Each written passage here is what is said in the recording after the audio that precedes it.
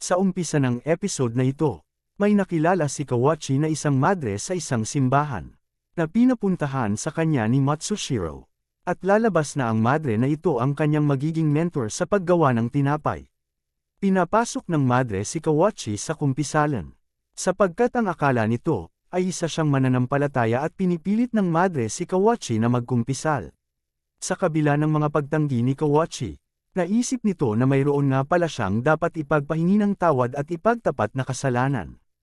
Naisip niya ang mga kasalanan na nagawa niya noong nag-take siya ng Pantasya recruitment exam at mga kasalanan kay Azuma noong una. Ngunit nang madinag ito ng madre, ito ay kanyang ikinagulat. Pinagsabihan ng madre si Kawachi sa mga ipinagtapat niya.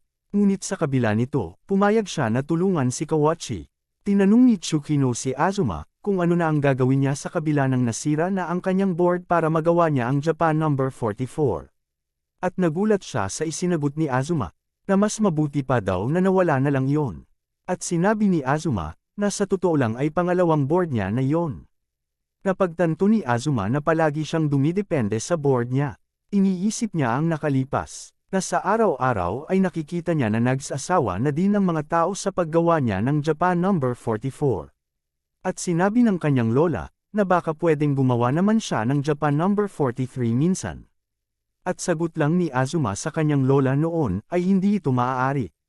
Naisip ni Azuma na, kahit gaano pa kasarap ang pagkain, mag-asawa ka rin kung palaging ganoon na lang. At naisip niya naman na gumawa ng bagong Japan. At makaimbento ng iba't ibang klaseng tinapay upang manalo. At gagawa naman si Azuma ng tinapay, at tinawag niya itong Japan number 60 at gagamitin niya para ay laban sa dadating na finals. Sa kabilang banda, habang nakaharap si Kanmori sa kanyang computer, tinanong ni Yukino kung ano ang kanyang ginagawa. Sinabi ni Kanmori na may pinag-aaralan siya at may bago siyang tuklas na bagong yeast na gagawin niya.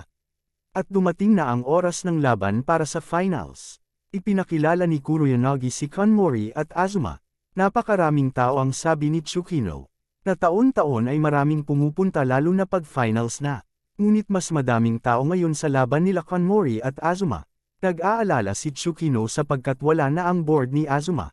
Tinanong ni Matsushiro si Tsukino kung siya ba ay natatakot sapagkat iniisip niya na baka mangyari kay Azuma ang nangyari kay Kawachi, nung ito ay natalo. Sinabi ni Matsushiro na kaya natalo si Kawachi noon, ay dahil sa pakikialam ng isang tao. At ang pinupunto niya ay ang kapatid nito na si Yukino. At kailangan na lamang nila maniwala sa kakayahan ni Azuma. Lumapit si Kanmori kay Azuma. At sinabi nito na mukhang sobrang relax lang niya, at dahil ba sa sikat niyang board. Itinanggi ito ni Azuma, at sinabi na nawala na ang kanyang board. At ikinagulat ito ni Kanmori. Tinignan niya si Yukino at inisip na ito ang kumuha. Sinabi niya sa isipan niya, na nakiusap na nga siyang huwag na itong makikialam sa finals. Nagulat sila Azuma nang sabihin ni Kanmori na, sa tingin niya na ang boss niya na si Yukino ang salarin at hindi naman na dapat ipagkait pa. At nanghihinayang ito sa pagkawala ng board ni Azuma. At sumagot si Azuma na, ayos lamang siya at meron pa naman siyang Japan number 60. Nabangga ni Kanmori si Yukino, at tinanong nito kung ano ang pinag-uusapan nila ni Azuma. At sinabi nito na nagpadala siya ng demolition team sa research facility ni Kanmori. At sinabi nito na pag natalo siya ay alam niya na ang mangyayari. Tinanong ni Azuma si Matsushiro, na ayaw ni Kanmori kay Yukino pero bakit siya ay sama-sama sa kanya. Sumagot si Matsushiro, nang dahil daw sa pera. Dahil kailangan niya ng pera para sa mga chemical research nito. Pinalapit na ni Kuroyanagi si Azuma at Kanmori upang masimulan na ang laban. Nagulat ang mga manunood kay Kanmori dahil napakaraming tubig ang inilalagay nito. Pero ang hindi nila alam ay salt water ang gamit niya.